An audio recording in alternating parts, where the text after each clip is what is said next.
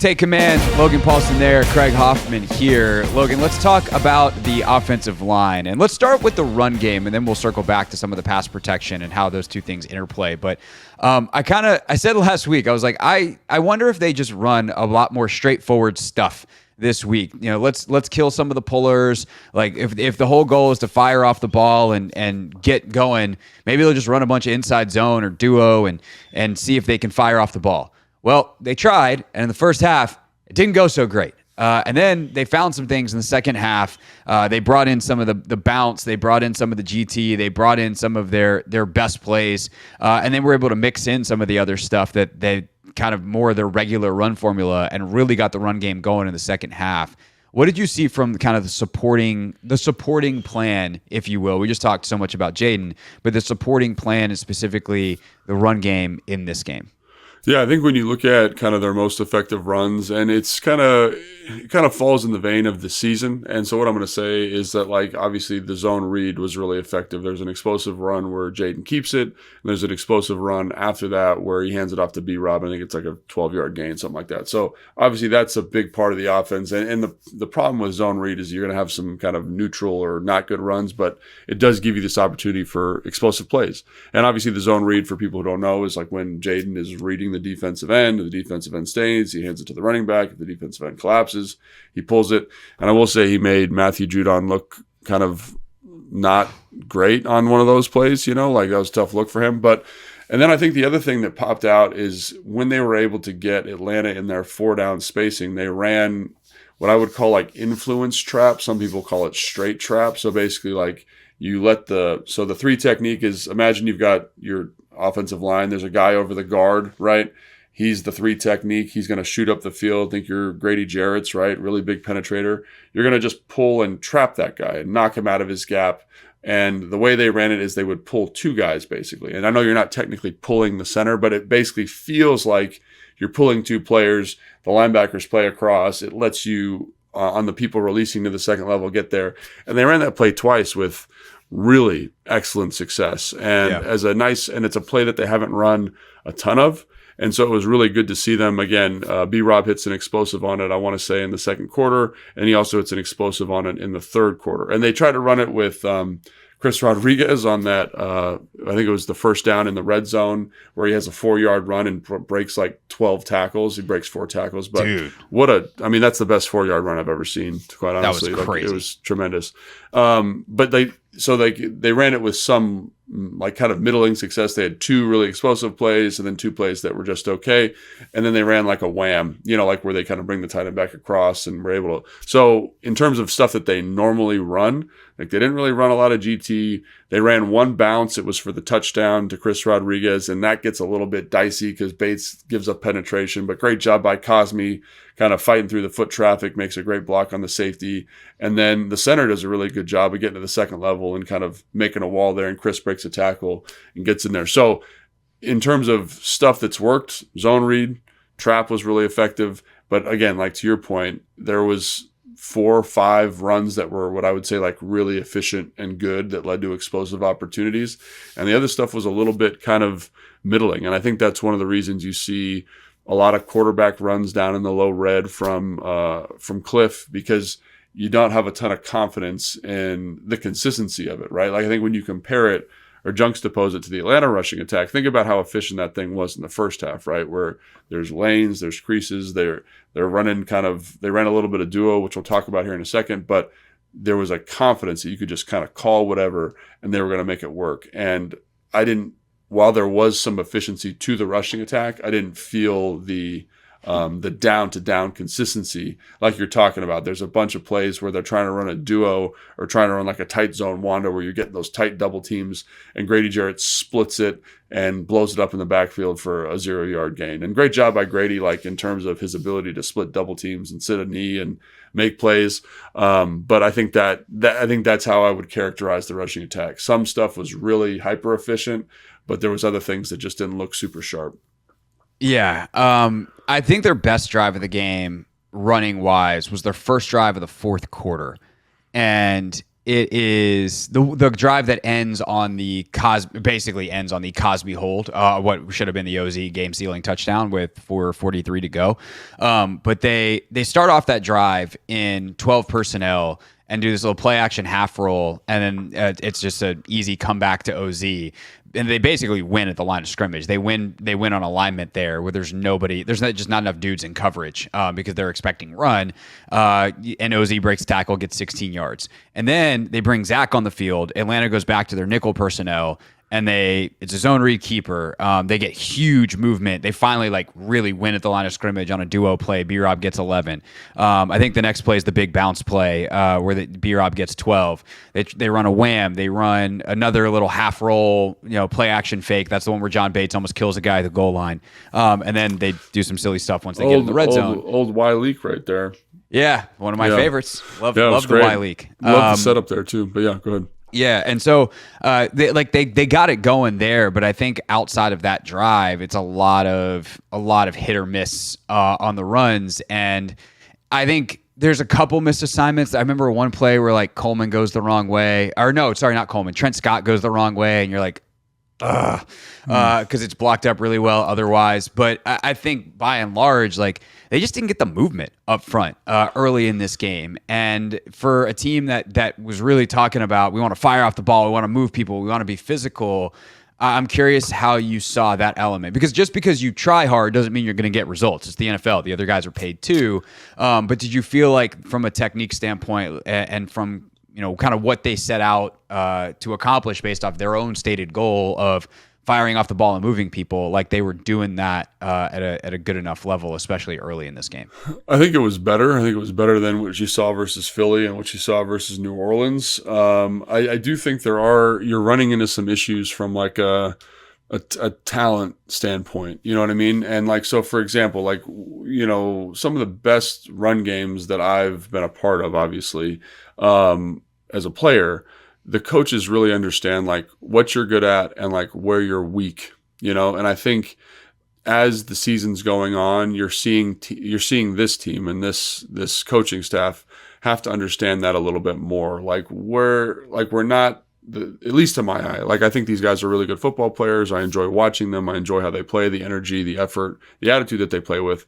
But you also understand what they're good at. And to me, they're not guys that are just going to sink double teams and move you off the spot. That's not who they are, right? So we got get a little bit creative, and that's where the GT stuff comes in. That's where the bounce stuff comes in. And that's where I really like the addition of kind of this influence trap, right? Because with influence trap, the guys kind of blocking themselves, and you're using the defenders are blocking themselves, and you're kind of using your athleticism to get there and kind of move guys off position, right? It's like a surprise, and I understand you got to have some tough runs.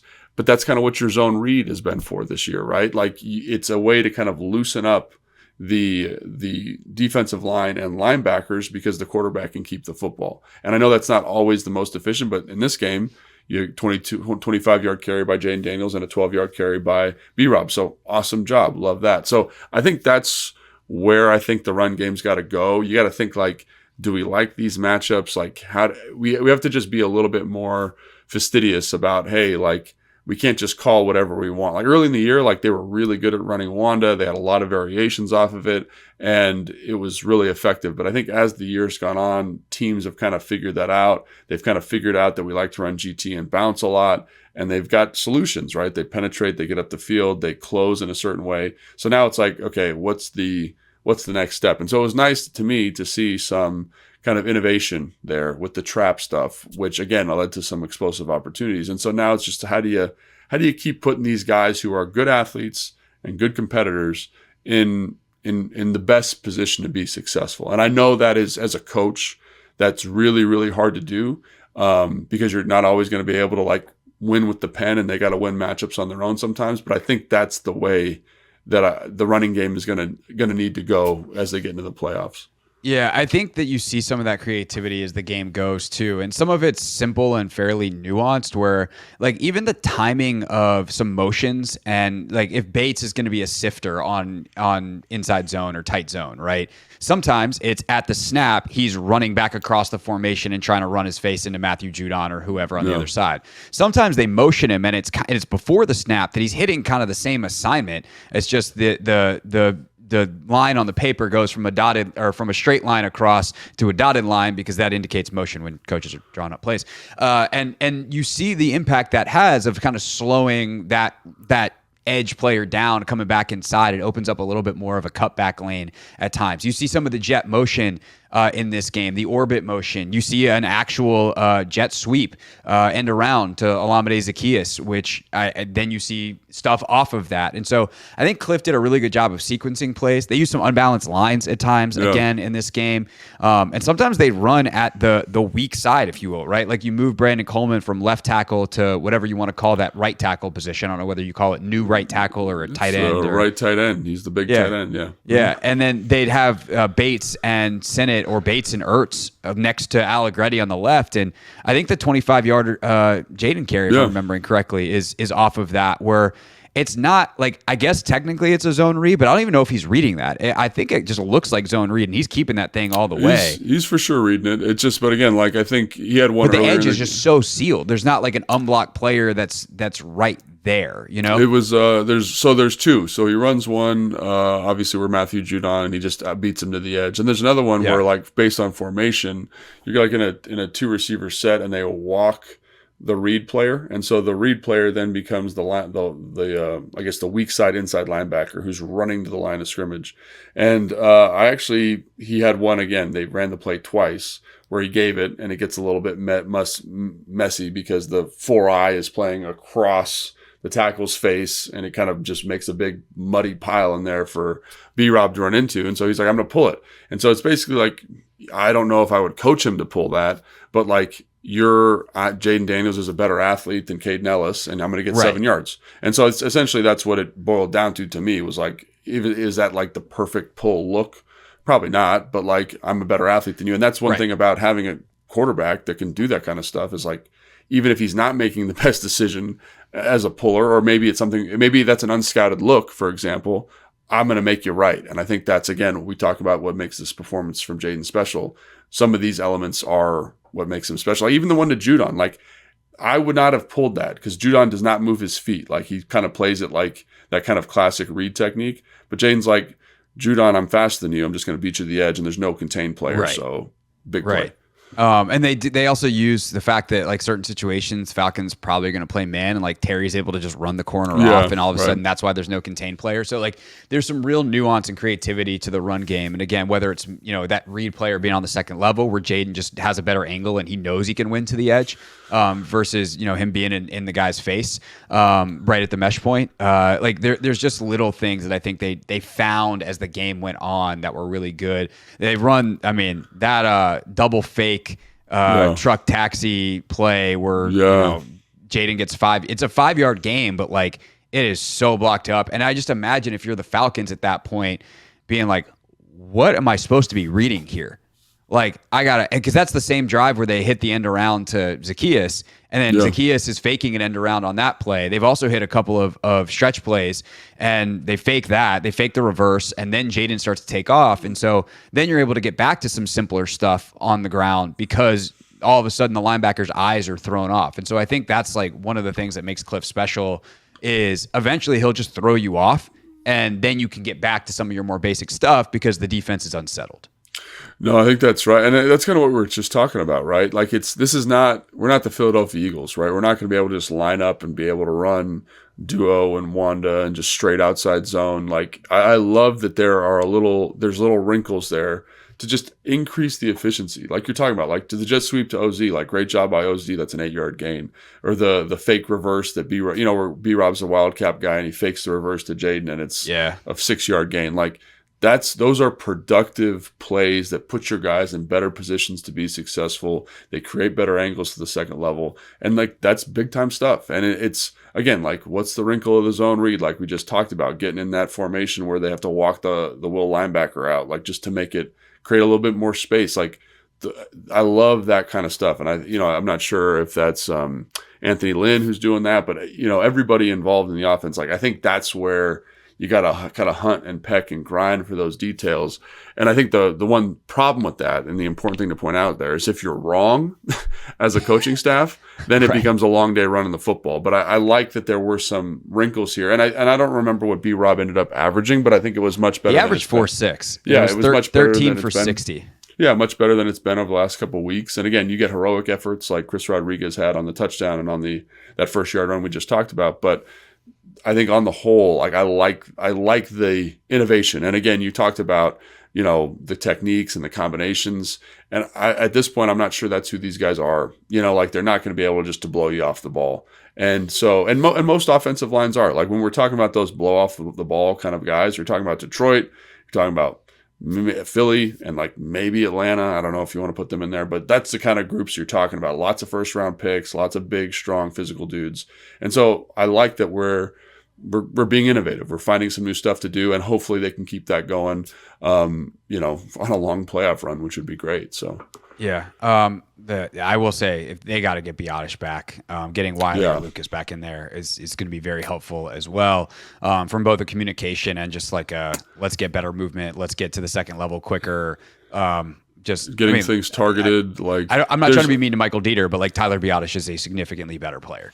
And Dieter, I think that's the other thing is being a backup player is hard. Like I was a backup player for a big chunk of my career. It's hard to come in and execute at a super high level. And there's a reason you're a backup player. Like it's harder to win one-on-ones. It's harder to win in pass pro. And like if you were better, you don't get the reps during the week. It's all that stuff. And so like if I was a better player, I'd be the starter, right? Like that's kind of how it works out. You know what I'm saying? So like, and again, this is not a knock on Dieter, but there is a significant drop off in the pre-snap penalties for whatever reason when he comes in, and also with some of the one-on-one stuff. And he had some really, we're going to be critical of him, but we're also going to give him a compliment. Like great block on the touchdown. There was a third down run to B-Rob, I want to say, where B-Rob had like an 8-yard gain, where he does a great job reaching the 2Y, like really tough block. So he did some really good things, but again, there's just a little bit of a drop off because Biotish, I think right now, is like probably a top 5 center in the NFL, at least the way he's played this year. So anytime you're losing a player of that caliber,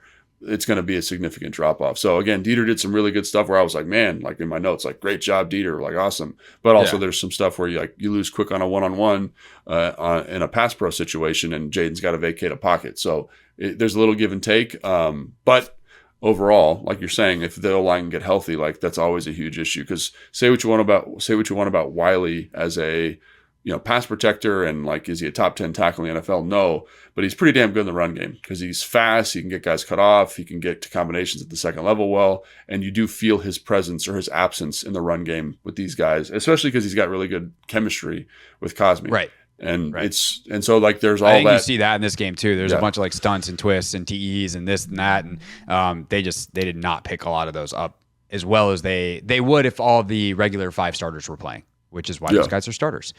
Chris Rodriguez also, I cannot believe his stats are 5 for 16. That is the best 5 for 16 running back performance I've ever seen in my life. Yeah. Last thing real quick on the offense, which we should have talked about maybe first. So my bad as the driver of the bus here. But the lack of explosive, not just plays, but the lack of explosive opportunities in this game, in the passing game. They're just, sometimes you watch the tape back and you're like, yeah, it's because they didn't throw and missed 7 deep shots in the game. Yeah. And that was not the case watching this tape. They obviously missed the one that they actually attempt to Terry, but like Jayden's spray chart, you don't have to zoom out very far to see all the throws in this one. And it wasn't, I think there was a lot of quick game called.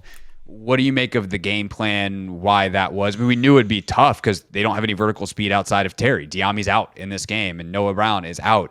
But to not even really feel like they're trying it, one, is that accurate? And two, what do you make of it? I think that's a really good question. I do think there are some shots down the field, like we talked about those like intermediate crossers, like those can be explosive plays, kind of chunk plays down the field. There's a couple digs, right? The one that they missed to Terry. There's the one that Ozzy, by his own admission said he dropped. Like those plays are explosive plays, but in terms of like shot plays, I don't see a lot of them. And again, like that is something that I'm a little concerned about, is like, how do you find explosive plays given the skill set that you have at receiver at the moment?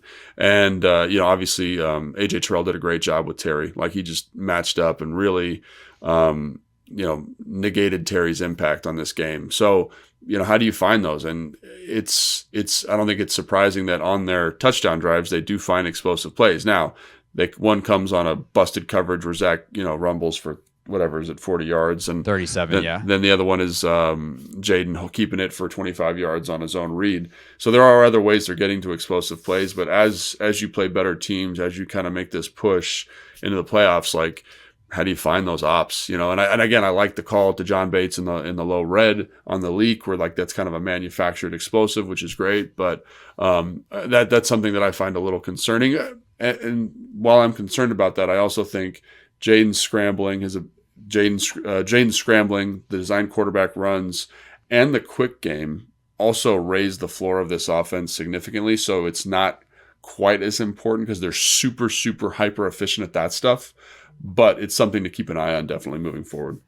If they can just not commit penalties, they can actually play this way. Yeah. Which is surprising, which is like crazy, because it's like not many teams can do this. Right. And that's the thing, is how often have we talked about for the Commanders defense, just don't break and the other team will mess it up. And that is typical in the NFL. This team can actually play pretty clean football, in part because Jayden will extend the drive once or twice with his legs, either by extending a play and finding a dump off, or actually just running for the first down himself.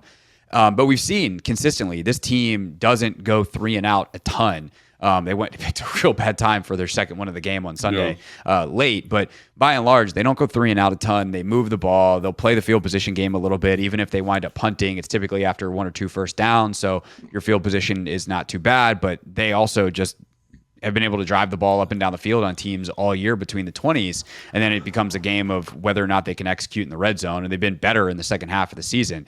But they literally attempted one pass over 20 yards in this game. And it was the deep shot to Terry that he misses. It's the same. It's a slot fade. It's the same ball that he hits. Well, I guess technically it's not the same exact play, because last time they didn't actually line anybody outside of Terry in the Philly game. But it's basically the same route from the same spot. It's just there's I think Jameson's lined up outside him this time, but he misses it, and it's because it's a hard throw, and they made it look easy in the Philly game. But yeah, it definitely was interesting to watch. There's just not a ton, because in part they don't have the horses to do it. Like, I just don't know who's running those routes besides Terry. And I also think the last thing we should talk about is, like, Terry only 1 catch, 5 yards in the game. And I don't necessarily, after watching it back, feel like he was super ignored or they didn't try to get him the ball. Like there's a batted ball in the third quarter, I think it is, maybe it's the fourth, where he's wide open on a slant and Jayden throws it to him, and unfortunately 53 for Atlanta just makes a good play. He's getting blocked in the line, like good block by Chris Rodriguez, and he just gets his hands up and knocks it down. That's probably a 20-yard gain if Terry catches it, because he's catching it on the move and able to run. But Terrell did a good job. They tried to get him the ball a couple other times, and they're incompletions. So this wasn't a game where, like, Terry was super ignored. Like, there wasn't a concerted effort at times to get him the ball. It just didn't work out. And for as great as Terry is, especially if he's a little bit banged up, that's going to happen. Yeah, no, I think there were times where I was watching him run routes, like in cuts and things, where he's usually pretty excellent at it, and just looked like, 87, 89%, not quite 100%. And I think when you're going up against a guy like AJ Terrell, who, again, his movement skills in the secondary are really impressive. And I know he's had kind of some inconsistencies over the course of his career, but he was impressive in this game in terms of his ability to cover and stay in good phase. And that's going to be challenging. And so hopefully Terry gets healthy, because, again, he's been a big part of the explosive elements of this offense. But I do feel like they're definitely, maybe it was 5%, but there was a 5% difference. And sometimes that's all it takes to not be as effective. So something to keep an eye on definitely moving forward. For sure. Anything else on the offense before we talk about the defense and what they did? No, I think that's it. Great day by Jayden Daniels, and obviously OZ. I mean, just like his ability to. I think that's the other thing too with OZ. Some of the quick game stuff, some of his strength as a runner really showed up. Taking a 6-yard gain, making it 10. We talk about the the jet sweep and his ability to kind of break a tackle and fall forward for 10 on that. Like that, lots of hidden yards there just from his ability as a runner to kind of elevate some of that lower leverage quarterback stuff with the quick game and make it not explosive plays, but 10, 12-yard chunk. So kudos to him. And just everyone's kind of got a role. You know what I mean? Like OZ explosive play versus Philly, Jamison Crowder 2 touchdowns, Zach Ertz big game this week. Like they're kind of in a land where without having Noah Brown and a banged up Terry, like people are having to step up and fill different roles. So really curious to see how that goes over the next couple of weeks. And I think Dallas will be a good kind of like where they're at in terms of some of these role players having to step up.